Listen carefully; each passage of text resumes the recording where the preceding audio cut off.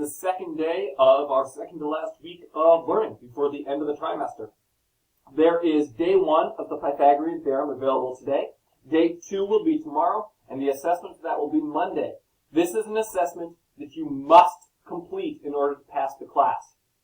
The math will not work out for you to pass the class without doing this assessment. It is worth more points than any of the others because I'm having to zip through Pythagoras faster than I would have liked to.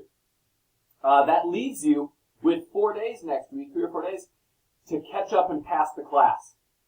So even if you are sitting there at 0, it is still possible to pass. One of the things that I've done to help you with that is I have eliminated all of the checkpoints, all of the links, all the chains. If you want to take an assessment, I haven't done any of the practice or any of the homework for it, but think you can do it, sign up for one and I'll let you try it. It's probably not going to go well if you haven't practiced it, but if you want to skip to the review and say, I know how to do this stuff, that's fine. You can do that. You can do any assessment whenever you want.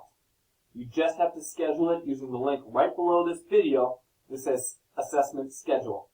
You can assess anything up to this point. Okay? Even if it was the old paper stuff at school, you can still do the online assessments for those. You need to get in and do those because those are required to pass the class. But everything is available to you now. There's no prerequisite for anything. You can just jump in and go. Okay? If you have any questions, make sure you contact me. I'll be in Google Meet all day. And I'll see you online.